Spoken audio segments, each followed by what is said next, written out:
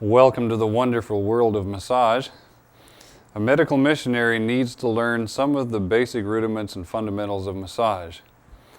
We have Christopher back again. He's our willing victim or guinea pig for our massage demonstration. And I think he's going to enjoy what we're going to do this afternoon. Massage has a lot of benefits. You can help someone feel good in a short amount of time. Because remember, this is helping to win friends for the kingdom of heaven. And any time that you or I can help someone to feel better, we've instantly developed a bond of friendship. There's something a little special about massage, and that is it's hands-on. I'm touching this person, and there's a little bit of a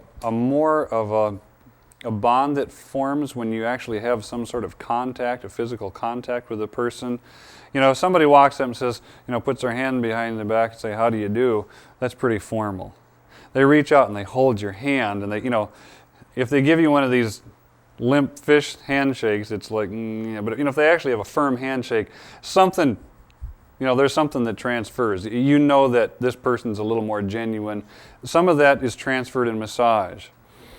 And there's a little bit of dynamics there that we need to be careful of when we are dealing with male and female patient care provider relationships as well. And that's why if you're going to be providing massage therapy for someone of the opposite sex, I would highly advise that you have some of their family members there, or your family members. If it's a husband and wife team, it would be advisable that the husband would work on the man and the wife would work on the woman.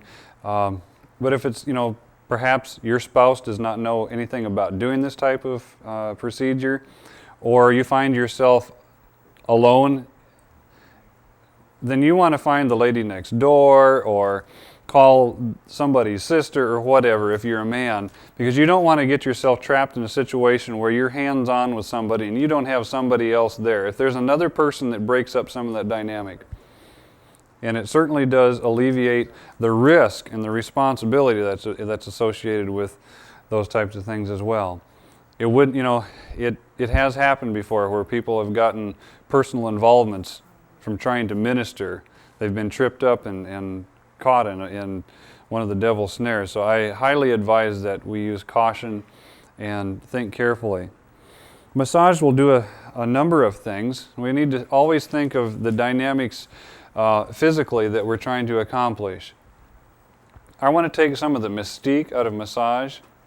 You don't have to be somebody who can, like a ballet dancer or a hula dancer who's got all fluid, symmetrical movements and, all that kind of thing.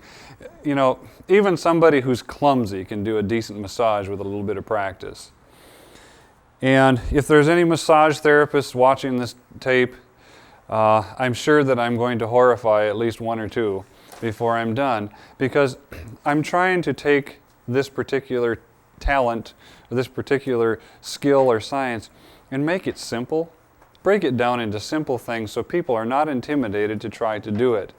No, you're not going to be able to go and work at a salon and get $60 an hour or whatever.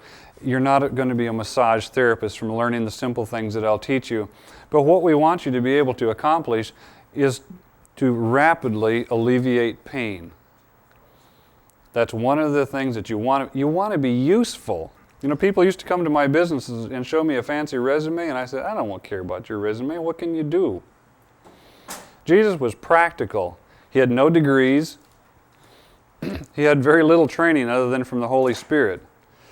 And I'm not trying to diminish training and education, but I do want people to understand that we're going to do simple, practical things that are going to be very effective.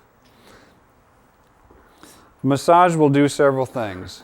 If you have a muscle spasm, which is typically why you have pain in most cases, the massaging is going to begin to work on the nerve sites, and we're going to be affecting the nerves so that those nerves stop sending out these signals that they're sending to the brain that says, tighten this thing up and make it even tighter and make it hurt worse, please. We want to interrupt some of that. And some of the massage is beginning to actually physically affect the nerves. The next thing is you've got something very tight, and I begin to roll around on it and move it this way and that way. You know what happens to a wad of bread dough about this big when you start to knead all over it? You stretch it out. And that's what some of these over-tightened spastic muscles need, is a little bit of physical attention to actually stretch them out. When you're done, they're going to be tenderized, and they're not going to be as tight as they were before you got started if you do it properly. The third thing that you're going to accomplish, hopefully, is you're going to increase the circulation.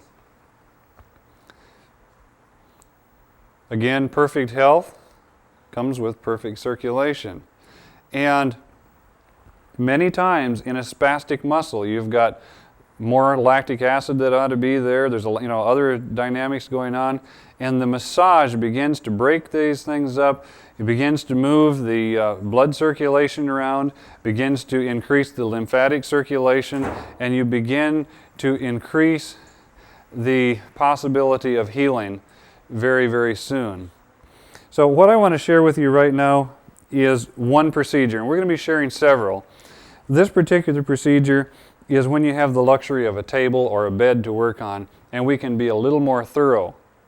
Later I'll show you what you're going to do if you don't have this, or perhaps you don't have a person who really wants to give you a bare back to work on. Perhaps you're a man and it's a woman and you're in a parking lot and you and your wife are there, or her husband's there, and she really doesn't want a bare back in a parking lot.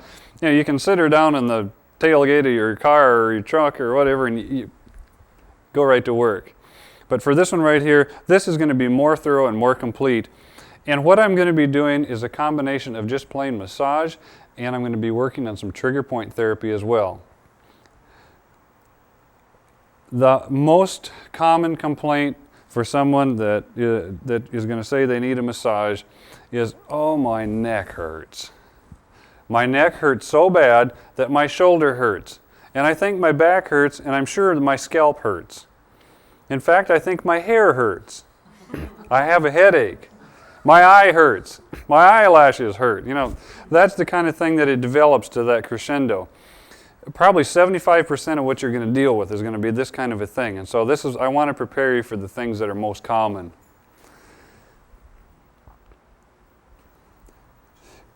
Don't start a massage with dirty hands if you can help it. If you're going to be in someone's home, say, may I wash my hands, please? Hey, you just impress them. Hey, this person's going to put clean hands on my body. You started something positive in their mind already. The next thing that you want to do with almost any person is pray. Now, sometimes these people do not want you to pray, but I think you should ask them. If the situation shows that it's appropriate for you to ask them, and don't be too timid about it, say, would it be okay for me to pray with you before we start this? And sometimes they'll say, I'd rather you didn't. And that's fine, okay. They can't stop you from praying in here, can they? No, you pray for the Lord to help you, and pray for the Holy Spirit to be impressing their mind with what you're doing while you're doing it. But it's not a bad idea to just lay one hand on them. Some people are a little bit uncomfortable when you say, like, I'm going to lay two hands on you, and they're going, oh, what is this? This guy's doing some kind of a church maneuver on me or something. I just lay one hand so they know there's some contact, and I'll have my prayer with the Lord with them, and then you can begin your procedure. We're going to be working on the very first part of this massage. I'm going to start working up in the hair. Now, women say, don't mess up my hair, okay? But not always. Some of them hurt bad enough that they forget about vanity. They'll say, I don't care what you do. I'll go to the beauty shop when you're done if you can fix it. So we're going to be working in the hair.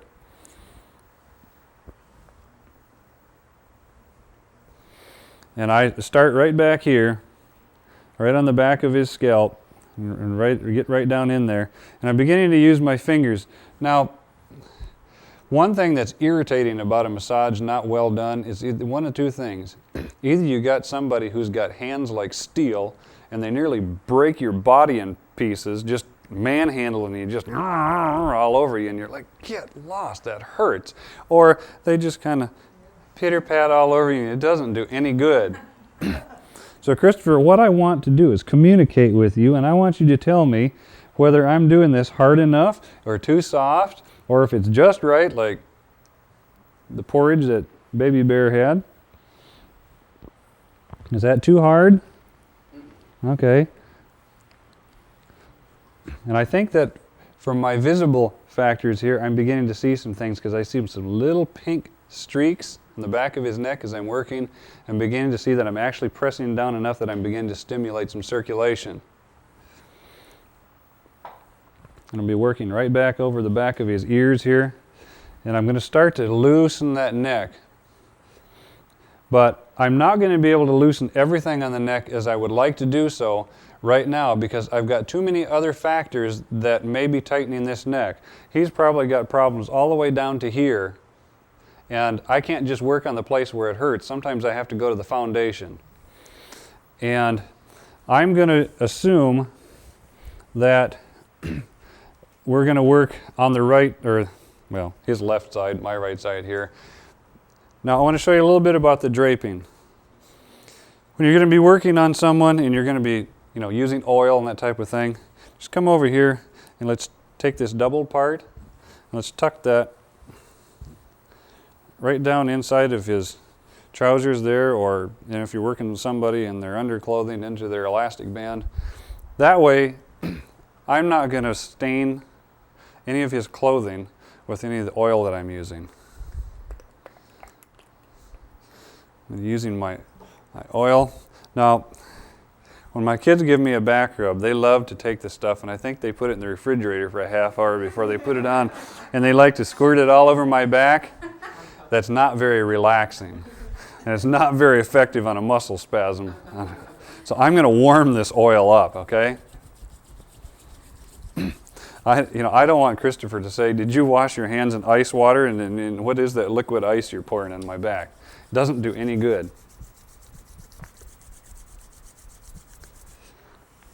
And I'm going to rub this on. I'm going to be working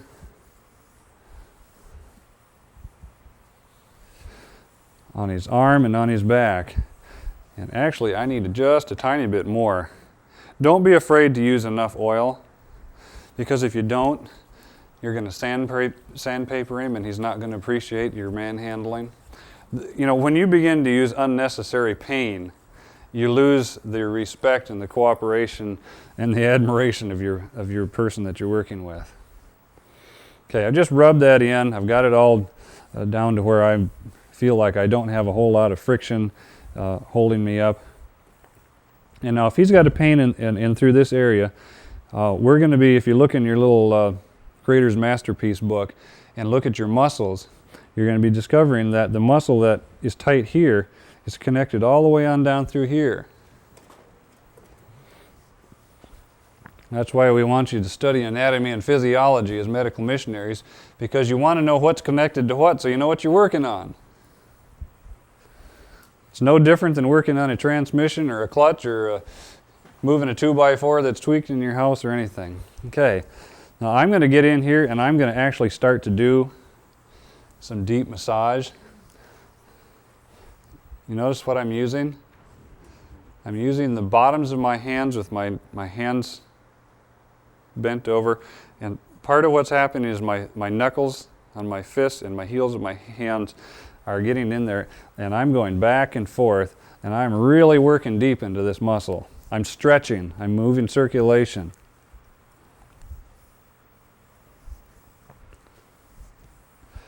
Now, how long should I do these things? Well, that's going to come with practice.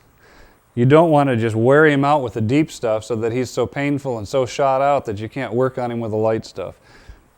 So I'm just going to do some basic stretching for just a few minutes, maybe a minute or two, depending on the patient. And now I'm going to switch more into what we call petrissage.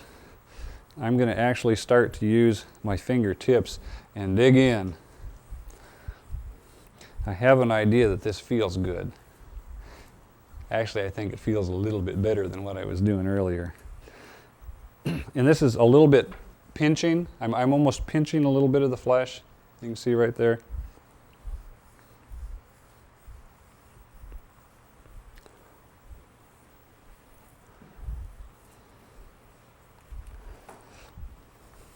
Now, one of the places that I'm going to have to stretch and get into is right here. And so I'm going to start to pull and you dig into that, and I can feel that he's got a nice tight spot through here.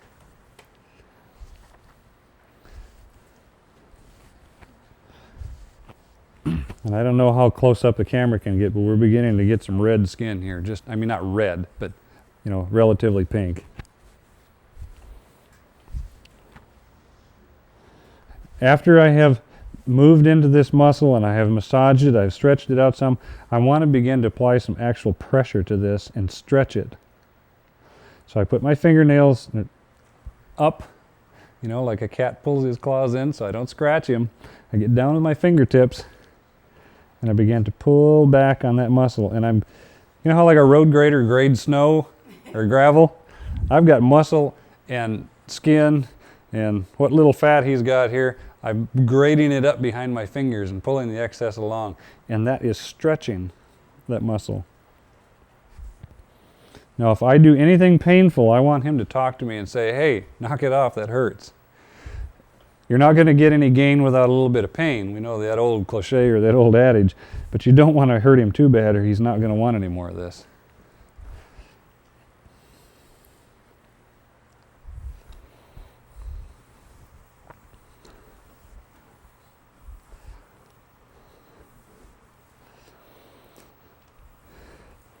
Now, I am suspicious we've got some trigger points that are hot somewhere in here. If we've got a little fat spot in a neck like this, we usually have a trigger somewhere. And in this area, you'll notice this bone that rises up here, the scapula. Usually right along the back side of this, from about here around the bottom, right up through here, I can find some triggers. And it's not surprising to find anywhere from 3 to 5. What's a trigger? A trigger is where you have a hot spot from your nerves and your muscles. And usually you'll find a little bit of a bump. You can actually detect a little bit of a bump with your fingers.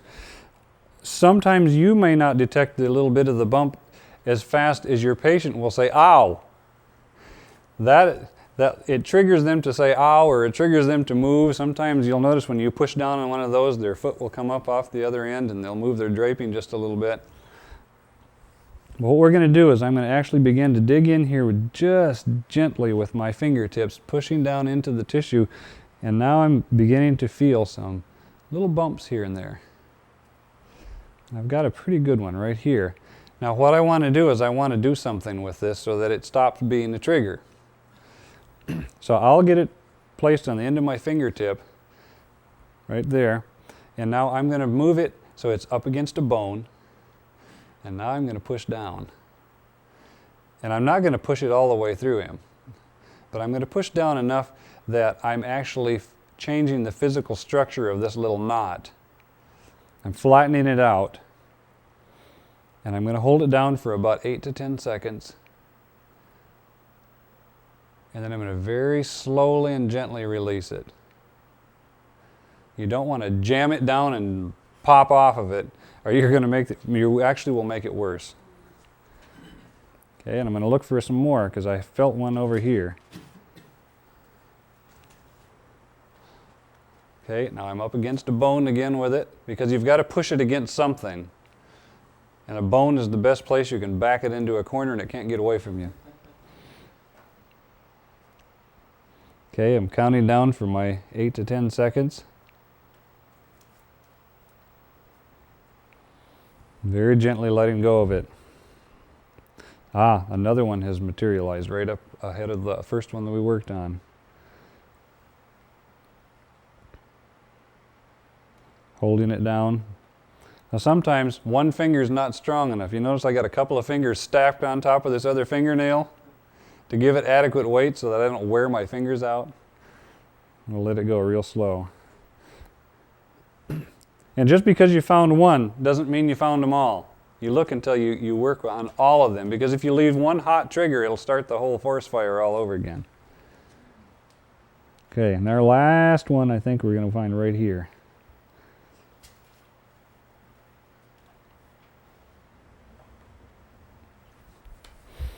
Okay. We want to work on the neck a little more, and I need just a tiny bit more of the oil. Stuff smells good. I can almost hear the seagulls already.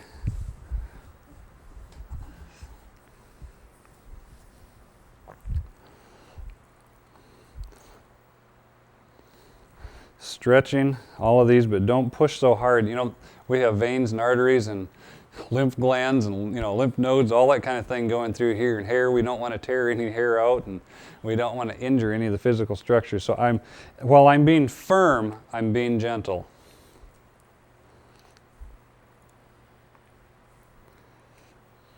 Now, if you're going to do this in a parking lot or in the mall or whatever, you're not going to be having the seagulls singing because, you know, people who are all dressed up to go to work or people who are on their way home from the grocery store or whatever really don't want to have oil all over them. So you're going to have to be more gentle with them. I can go deeper because I have the lubricant here. If you wanted to, you might have a little thing of baby powder in your pocket. You could shake a little bit of the baby powder or talcum powder on there. It'll break some of the friction but not mess up their hair or their clothes. Okay, now I'm going to look for triggers up along here and right along the top of the shoulder. There's a little ridge you can feel where the clavicle, the separation between the clavicle and the top of the scapula in here. We're going to probably find a trigger somewhere along in there. Bullseye. Okay, now I'm going to push down. I used to watch science fiction movies, and the people used to do what was called the death grip or whatever here, and they'd push down there and the guy would fall over. I'm not going anywhere near to that intensity. Pushing down and letting off. And when you get done, you want to rub on that area. You want to prevent that trigger from forming again. You keep it ironed out. You know, it's kind of like a wrinkle. You iron it till it quits popping back up again. And I want to keep the circulation moving there as well. Bring that healing blood to that area. I think the people in the front row can see how nice and pink that's getting there. Okay, it's not uncommon to actually find triggers in the neck. Right up in here, if you look in the nerve charts, you'll find that we have what we call the occipital nerves are on either side. We call this the occipital cleft back in here, and we'll push around. Now, if somebody were doing this to me, you'd get a real reaction out of me because I was in a car accident and I had my neck injured really bad, and so my occipital nerves have sustained some permanent damage.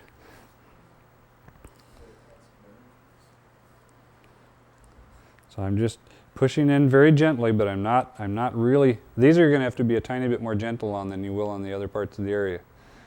If you notice on a nerve chart, your nerves are beginning to be more densely populated. It's kind of like when you move on a map, you go from, you know, Montana to LA. You can see the roads are closer together. That's the way it is in here. Robert, it'd be good to ask if they have any injuries before you begin. This type of massage is so gentle, you could, but I'm so gentle with this that I really wouldn't damage anything by what I'm doing.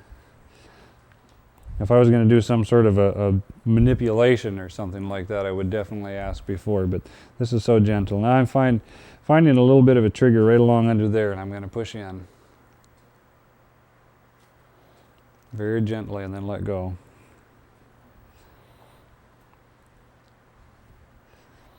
We should be able to find one right here.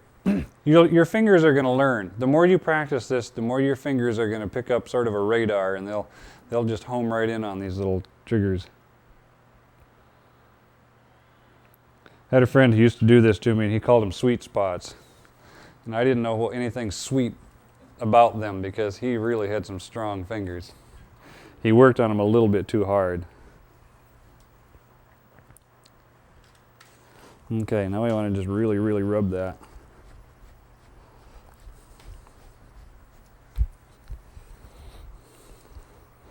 Okay, now, Christopher, if you can turn over, but before you do, I want to give a little bit of instruction. I'm going to lock my legs up against that.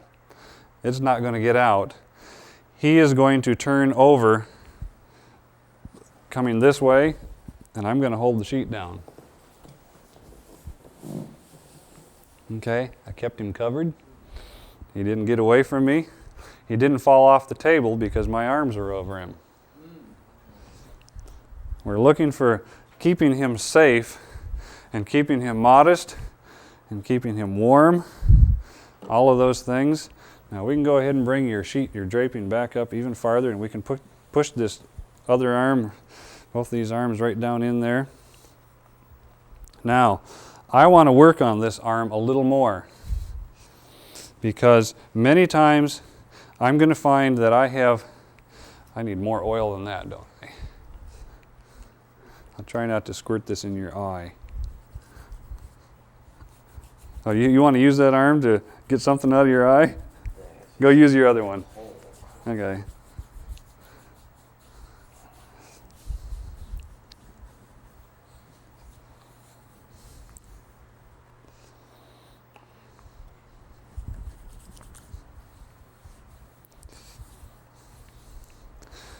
I want to work on this whole arm on the same side because many times, if you'll notice on your charts where we show our nerves, we've many of our muscles and our nerves all begin and end down here in the hand. Now, I don't want somebody to get the idea that I'm doing something called reflexology. I do not believe that his hand is his remote control, okay? Some people are teaching that your hand is your remote control and your foot is a remote control, and depending on which button I push on, I make all these things happen in here.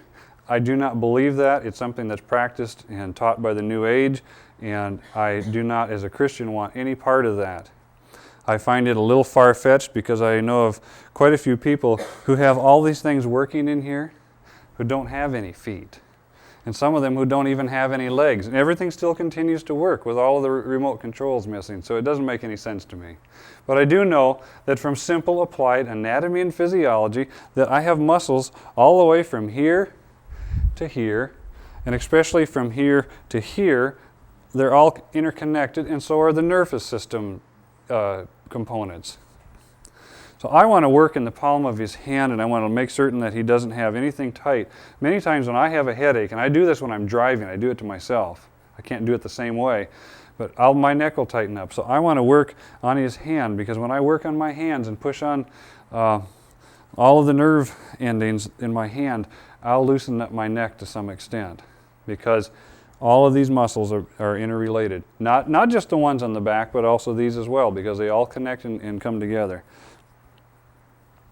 Okay, I'm going to be working in the palm of his hand, and I'm going to be pushing my thumbs through his fingers. And then this is called an alternate thumb movement. I'm going to come over, and then I'm going to shift over a set and be working here. I'm really massaging deeply into this palm. And I'm going to come onto the back, actually from the back of his hand from this side. Now when I'm on the top of somebody's hand, it's more bony there. There's less muscle to protect it. I'm using more of this part of my thumb than this part of the thumb. It's more gentle. Now someone who has a very bad headache because their neck is hurting, almost invariably I'm going to find that if I press and put some pressure right here between his knuckles, and now don't use your fingernails because you're going to hurt him. I'll press right in there, and then press right in there, and there, and then rub these a couple of times, come back and press a little more. I will begin to interrupt that nerve transmission that's helping to tighten those muscles up. This is not always the case, but probably better than 60% of the time I'll find this.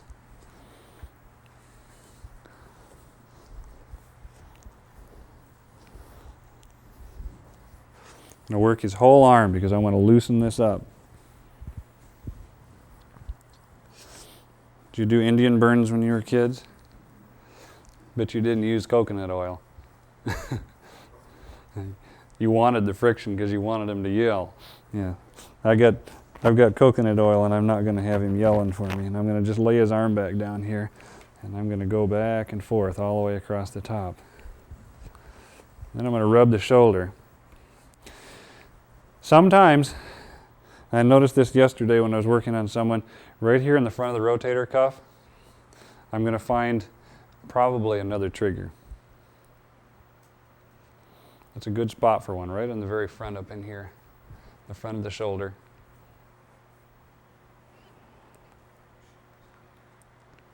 Yes. Now I'm going to push till I see his eyes get very wide. But I'm not going to let him yell. And then I'm going to let go of that. And then I'm going to massage it very, very briskly with my fingertips.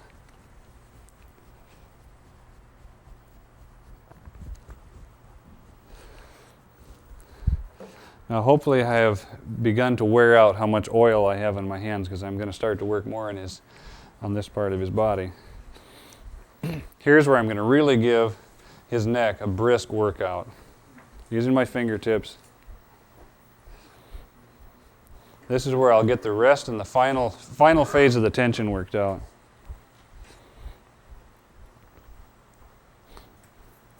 I don't know whether you notice it, but Christopher's beginning to notice it. I'm beginning to actually begin to pick up some of the weight of his head with my fingertips. We're getting some tension worked out because I'm really getting in deeply now. I'm just using, just like this, just my fingertips and the lower parts of my fingers. I'm reaching deeply underneath. Be careful you don't pinch or get your fingernails in there and scratch them. I'm getting closer along the occipital cleft. At this point I'm having to use my one finger a little heavier than the other so that I can get a more of a pinpoint accuracy with it. And I'm getting deeper and deeper to the point that I'm actually beginning to touch my fingers, and I'm starting to get right close on either side of the spine. Now he's picking his head up for me. It's kind of like a horse when you're a farrier. You know, if the horse is well trained, you reach down and just kind of grip their ankle and they lift their hoof up for you. Okay, I remember I was originally starting up in here, closer to the shoulder. I'm working closer and closer and closer to the point that I'm almost under the ear at this point. I'm right into the very back of the occipital cleft. And I'm really, really giving him a good thorough workout. I'm loosening that up real well. And now I'm going to reach under here. Now go ahead and let your head lay down. I've got my fingertips cradled in the occipital cleft. And I'm going to start working that area from underneath and behind. I'm actually going to start to apply a little bit of a tension to where I'm beginning to stretch those muscles just a little bit by pulling very gently on his head. Now I'm not, just really pulling on him because I don't want to hurt him. I don't want to apply any real heavy pressure.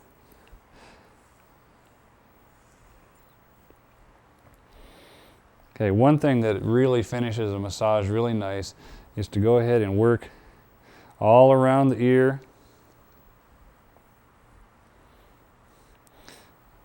We'll work the muscles on his face, right down.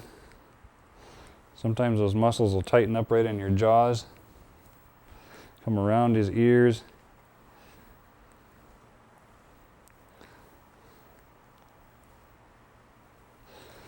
Okay, now I'm going to finish it out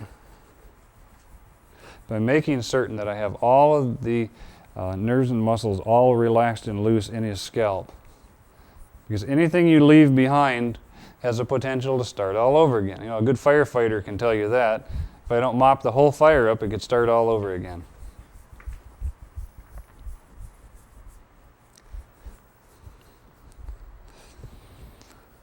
I'm going to come around from the other side and work the whole top.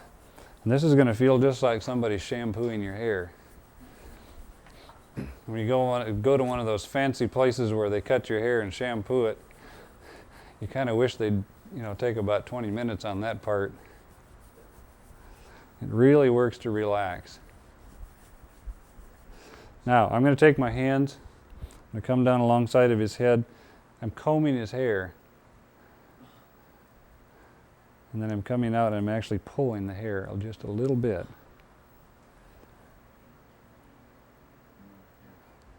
Not enough that I see his eyes bug out or anything. You don't want to inflict any pain. This is to be relaxing. This is supposed to feel good.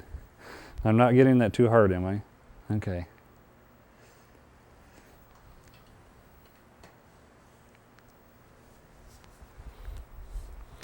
Now you just want to loosen him up just a little bit more with some very gentle massage at this point. I mean, just really gentle.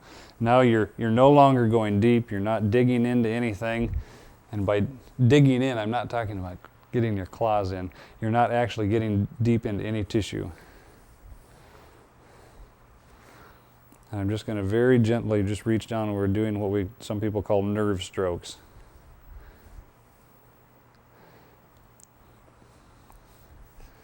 You might just call this a lullaby stroke. You're just telling all of his pain good night. And there we have him, pain-free. How long did it take us? About 40 minutes, maybe 30 minutes. And his pain is all gone, right? Okay.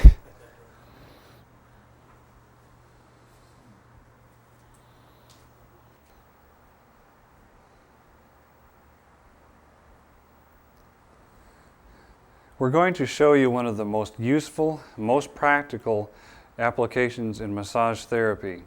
I call this the evangelistic massage, and I want to explain why I call it that. Many times you'll have an opportunity to go to a home. Someone complains that they have a headache or a neck ache, and this is a person that, I mean, you're new, you hardly know this person. There's no rapport between the two of you.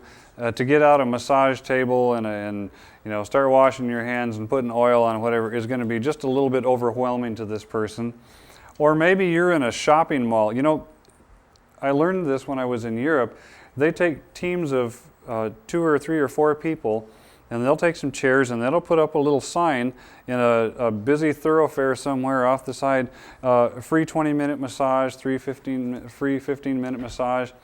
And it's a little hard to get the first person in the chair. So they usually have an extra person along just to be the bait. And they'll put him in the chair and start working on him, and all of a sudden people begin to show up. And you know, if you go to the SeaTac airport, they have a place where they charge you about $35 for a half hour or less. And they put you in this little chair where you lean up like this up against a little table, and the guy comes in and he begins to work on you and takes your Visa card and walks away. And hey, they pay good money for that. If you give it away, I think it probably would be even more appreciated, unless, other than charging $70 an hour.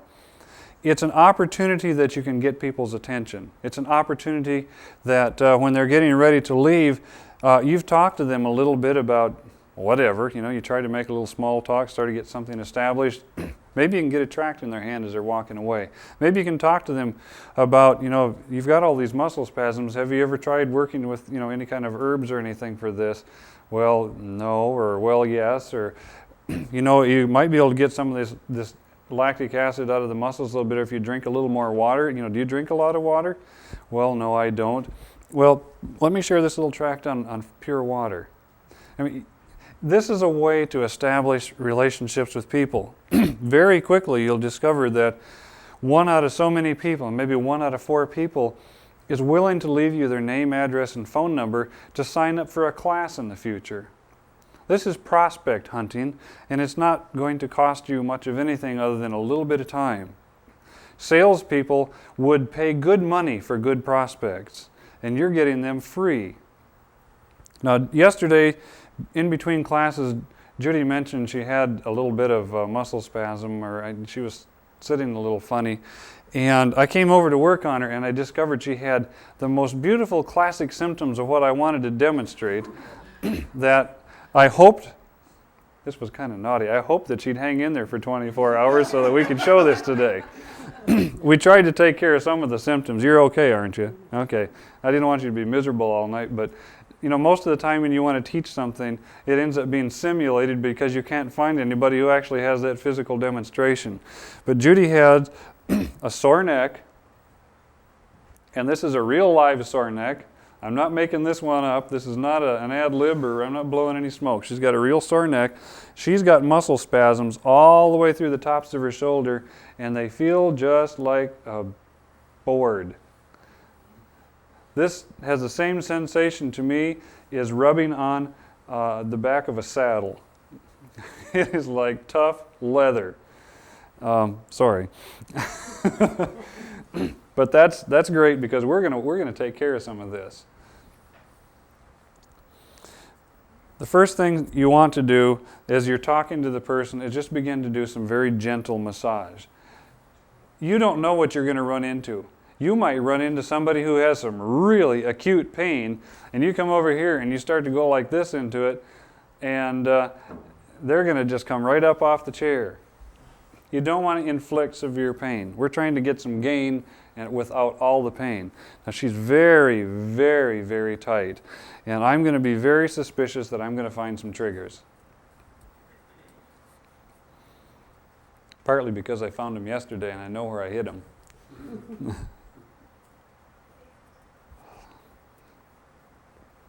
Now this is a little harder than the one that we just showed you, where we had somebody actually lying down on a table without any, fabric between you and your hands. There's no oil in this situation, so I'm going to have to work a little slower and to be a little more gentle because I don't want the fabric to burn her or me to push too hard and it would, kind of bite. And I can't get the hold of the skin and the flesh like I can when somebody's laying down and I can really get down on them. I have to work a little bit at a disadvantage, but you'll learn to adapt to it quite readily. Now I right now am finding that right all along the top and the side of her scapulas, on both sides, it is lumpy bumpy. There are triggers all over the place.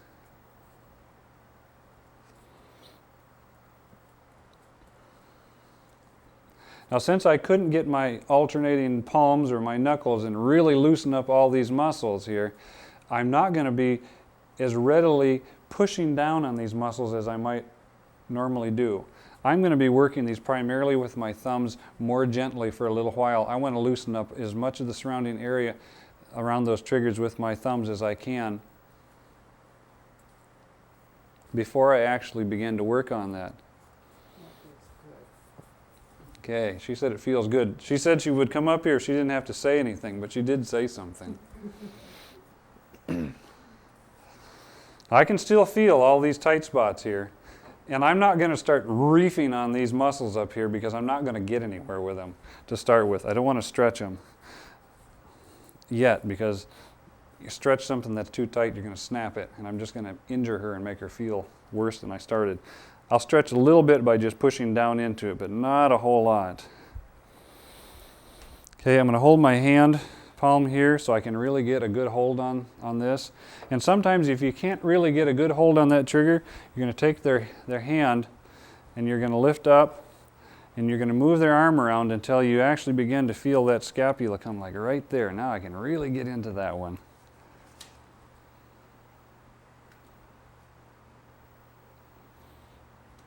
And now I find a nice little trigger down there, don't I? Okay, now that I found it, I'm going to let you put your hand back down in your lap. And don't do what I'm doing all crouched over. Stand up straight, or you're going to need a massage. This is a bad habit I have. If you want to get lower, then put your legs out like a camel. We raise horses and our little babies when they are born have such long legs that they cannot reach the ground with their mouth to get a hold of anything until they learn how to spread their legs apart so they can get down on there. Okay, now I think I've loosened this up enough that I'm actually going to go ahead and apply some pressure on these triggers.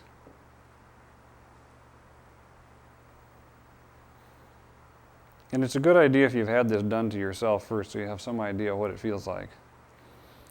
A person who is sympathetic and empathetic is going to have a little better result. Again, I'm going down for 8 seconds on these and then I'm just letting go. Finding a bone, isolating the trigger up against a bone.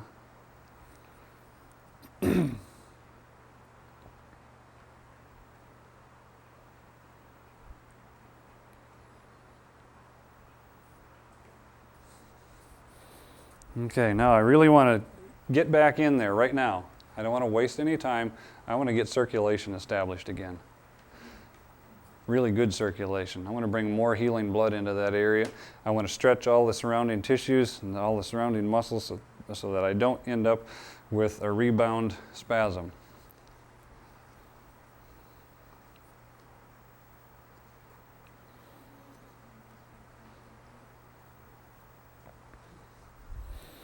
Okay, I'm going to move around to the other side. Try not to trip on my cord.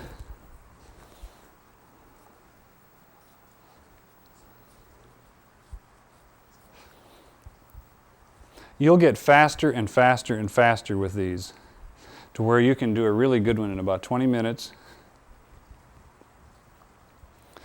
If you make it too brief, if you try to give them like a 10-minute massage, you're not going to do a whole lot of good, and they're going to walk away and say, well, that kind of felt good for a minute, but it really didn't do much for me.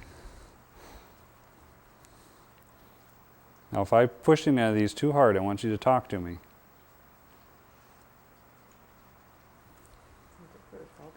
Okay.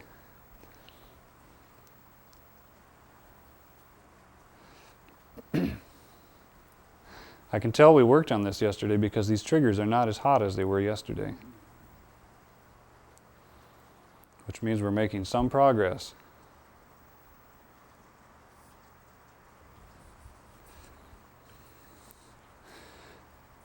One thing that would be a good idea for somebody who's practicing is to hunt around for some triggers on themselves.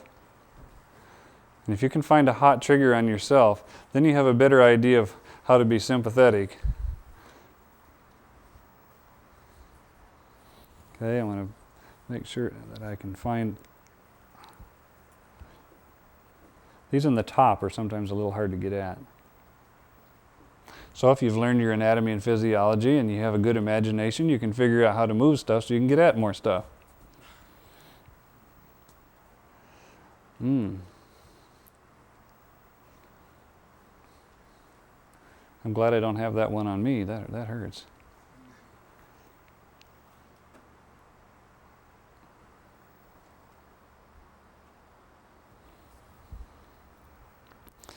Okay, our next step. So I want to come around from the front. This is where you're at a disadvantage if you've got one of these counters like in the airport where you've got the people that can only be faced one direction, kind of like cows in a stanchion. I want to be able to get around here because I primarily use most on this type of thing with my thumbs. And I want to get from the front side, right on the top of this, between the shoulder and the clavicle up in here. I want to really get in it. Okay, that was getting a little too hard. Okay. I can feel the burn when you're rubbing on that side. Okay, you've got a really, really deep one. Now I'm having to be a little more careful here because this is the side that hurts the most. This is the side that she's pulled her head towards. She's got the most tension here and up the back of the side of the neck. She's the most. Is that a hot one? I don't believe in spiritualism at all, but this is the closest I can get to understanding levitation. When someone does this to me, I almost wonder if I couldn't raise up off the chair without anything else helping me.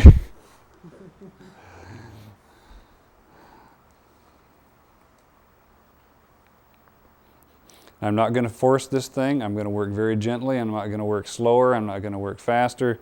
Just very gently, all the way from, if you can get a closer shot here, right here is where the edge of this shoulder, where the bone is right there, on the shoulder joint. I'm going to start right there because that's where our triggers are going to begin and work up this way.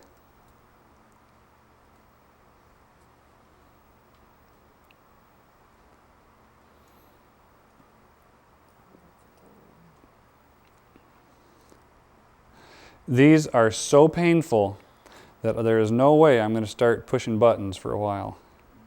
I've got to loosen a lot of material around here before I can ever begin to do that.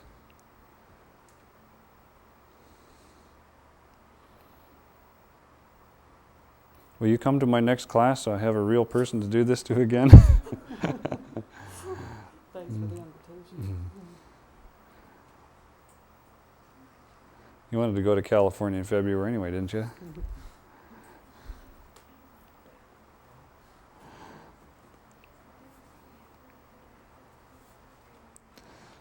Okay. Now watch your patient. Be cognizant of their response to you. Did you notice that she shifted over just a little bit? Okay. That's as close to remote control as you get.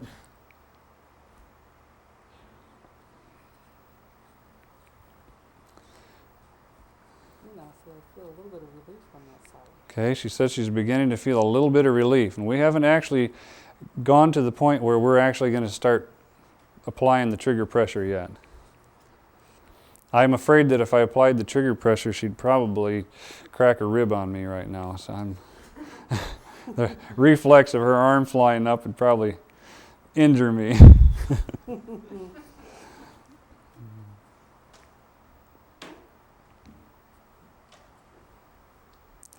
Okay, I'm finding one right at the base of the neck here.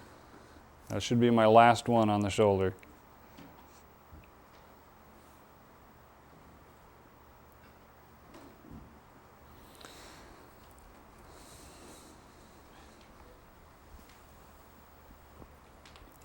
These are very, very simple techniques. There's nothing fancy about any of this type of technique. Now, tomorrow we're going to be dealing with a full body massage, and I'll show you all of the simplified bells and whistles on this thing. But on this particular technique, I want to do it very, very simple, because this is the one I want you to use the most. So we're going to make it really, really easy. Okay, now we're ready to actually do something. We're going to push on some triggers.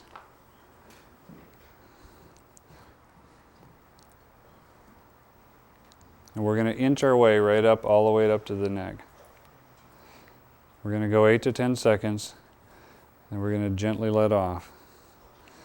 I'm going to come up and I'm going to find my next trigger. I'm going to push down. It's gentle, but it's firm. I hear her going, so I know that I've got the right response.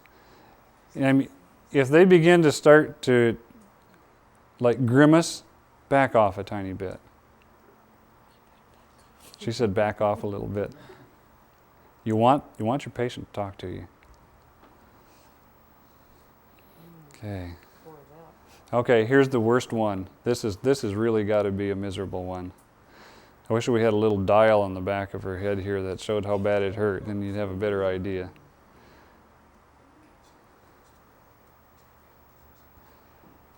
But even though this is a little bit uncomfortable, we're actually going to gain quite a bit of relief here. Here's our last one. These give me a headache sometimes when people do this to me, because it'll tighten the muscles right up over the skull.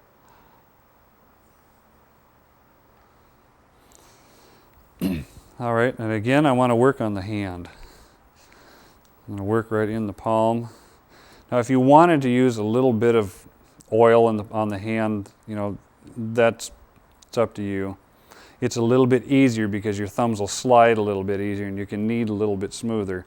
But I really want to get in and do some deeper maneuvers. Now, if you've got somebody who's got a big hand, sometimes you can really get both thumbs in there and really work. Someone with a smaller hand, maybe I'll just hold the top and use one thumb and turn it sideways rather than two thumbs up and down this way.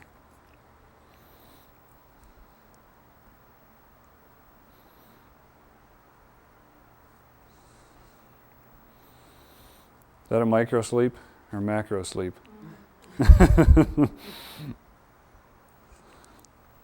I want to loosen this whole arm because I don't want the muscles of this arm in any way zooming on up here and tightening up my triggers again.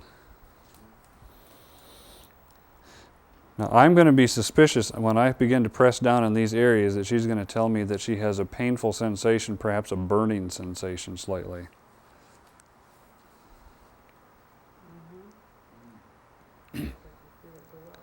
Okay, she says she can feel it move all the way up her arm. Folks, this is not reflexology. This is simple applied physics and applied anatomy and physiology.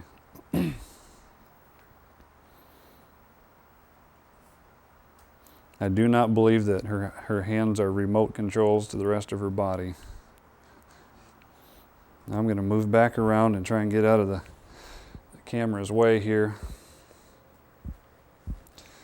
Be massaging the top of that hand. And be gentle, especially on someone who is a little, if you get into older patients, sometimes you can bruise people easier. More women than men. I'm not implying you're getting older, Judy. I just didn't want to forget that point. Okay, now I'm going to turn back around here so we can see this. You remember I did my Indian burn? Okay, that's going to be difficult to do to her. So I'm just going to hold my hand onto here because I don't want any stress tightening back up here again. And I'm just going to massage both sides, thumbs and fingertips. It's important that she does not bear any of the weight.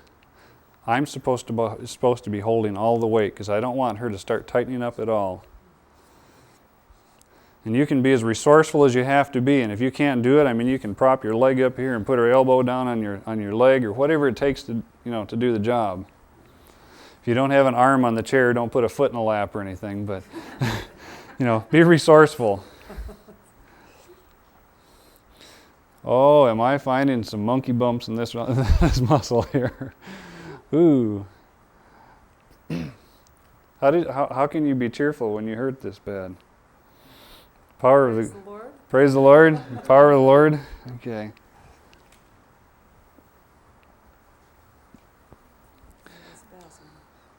You don't want to spend a whole lot of time in any one place. You want to be migrating frequently. The old Rock of Gibraltar.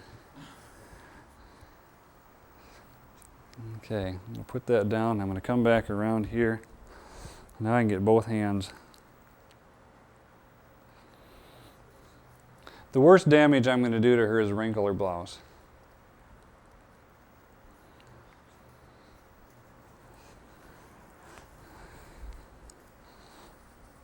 Oh, now I've got some shoulder I can massage. Those baseball bats I had up here are actually, I'm getting my fingertips in. Literally, when I first started this, I could not make a dent in her shoulder at all. She was that tight.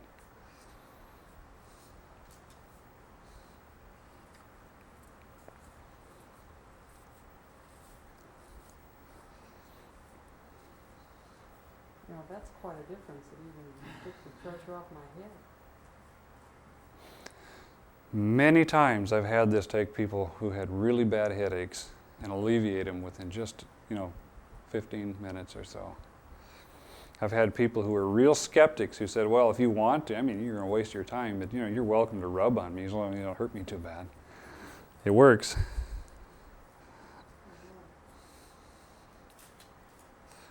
I had one lady who was a nurse who was going to head home and get some Tylenol with codeine to try and knock the pain out. And I said, let me see if I can't do it without the codeine. It's about 12 minutes. And we had the pain out, and she said it was gone permanently.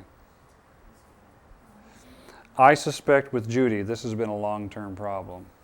You don't get this tight without having a long-term problem. And I hope Dennis took really good notes and watched very carefully because he needs to do this every day for at least a month. He's going to be so good at this that when you two get ready to do this, he's going to be able to get right out there and start being a real witness with this. Now, I thought of I didn't. Three of us thought of a tremendous idea here about 2 weeks ago. We were just kind of kicking our own evangelistic ideas, and we said, what if we would set up like a little barber shop in a mall somewhere or in a little, place somewhere, and we'd give away free massages with haircuts. And of course, while you're looking this way, instead of looking at that podium, we could have a VCR with about a 15-minute tape on our choice. What else are you going to look at? Okay? And when you're done, that free offer on the tape, I just happen to have one right over here. It doesn't take very long to become a barber. You go to barber school in a few months and set up, and it's not like a vegetarian restaurant with $60,000 worth of equipment. A clipper and a couple of pairs of scissors and a few combs and brushes and a mirror and a VCR. You could be all set up. Okay, we're really loosening this up. This is really, really getting loose. Now, I'm sure somebody's saying, when's he going to start pounding on her like this? I'm not. I'm not going to jazz this all up again. I've worked too hard. I've purchased too much ground with my fingertips here and my thumbs to go back and do that again. On some parts of the body, that meat tenderizer idea is a good idea, but not right here. I would end up inflicting pain and causing her to reflex and tighten back up again. I'm going closer and closer right up into the neck. Now, right up here in the occipital area, I'm sure we're going to find that she's got a little bit more pain. The only way I can get to this and keep her from running away is reach over with my palm and get her chin in my palm. Take my fingertips, lift her hair up with your thumb, the top of your hand. You don't want to get her hair in there because hair between your skin and her skin is going to kind of feel like rope burn in just a few seconds. I've loosened it up a little bit, and now I'm beginning to actually put some pressure into that. Now this would cause me to levitate.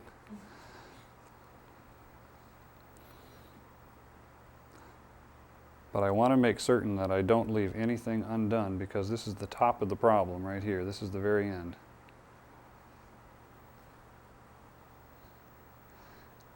I can still feel a little bit of her neck still is tight here. So now I'm going to reach over, and while I'm doing this, I'm going to take my thumb to the other side, and I'm going to get the other one on the other side.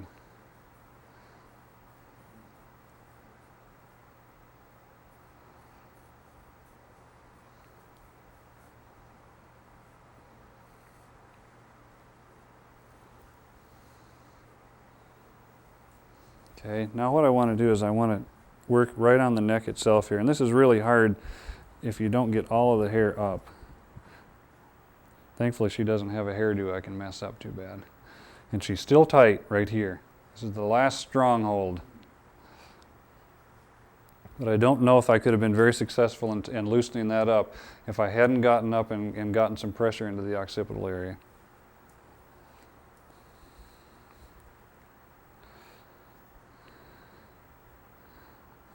There's one way I could have made this a whole lot easier on both of us. And that would have been about a 10-minute hot pack right across here. So never forget hydrotherapy.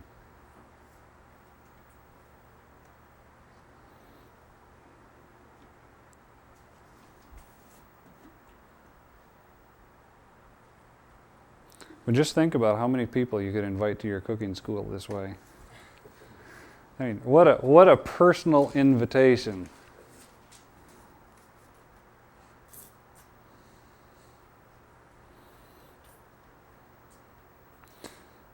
I'm finishing up very, very slowly.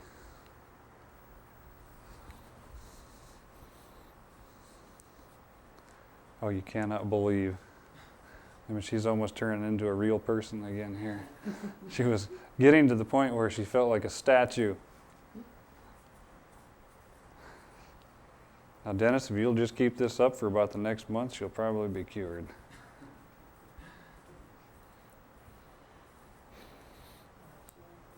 She'll tell everybody in town you'll have more business you'll know what to do with. There we are. That's the end of the evangelistic chair massage. We have somebody who feels better. It only took us about, 25 minutes maybe? Not very long. And it's very effective. It didn't cost me anything. And because I'm a medical missionary, I enjoyed serving the Lord. And if she would have been a person just off of the street somewhere, in a restaurant, maybe you have a friend who's a vegetarian in a restaurant somewhere. You say, hey, can I set up a little chair once in a while in the corner where I'll give away free massages? We can put a sign up there whether I'm there or not, and people can come, and I can just take a little time to work with that. Would she like to give a testimony of how she feels? Tell everybody what the experience is like from your point of view. It's wonderful. It is on. Can you hear me now? It's wonderful. I was so tight. I didn't hurt like I did yesterday. I had the spasms that hurt so bad, but I was still tight today. And when he started working on me and he started pressing on those, Some of them hurt. I grimaced, but I could feel the relief when he let up. I could feel it softening up. Quite a difference, yes. In fact, I would love to know all about your business. You got any tracks? That's the reality of the situation. You can make friends for the Lord so easy through this. It's not really all that painful. You know, I'm not tired. I kind of worked up a sweat, but I think a lot of it was from the studio lights. And I could probably do 10 of these a day. And if 4 of these people would come to my next school, my next cooking class, my next natural remedies class, my next massage class, whatever it takes to get the people in to where we can begin to spend some time sharing the Lord with them, praise the Lord, it's easy to do.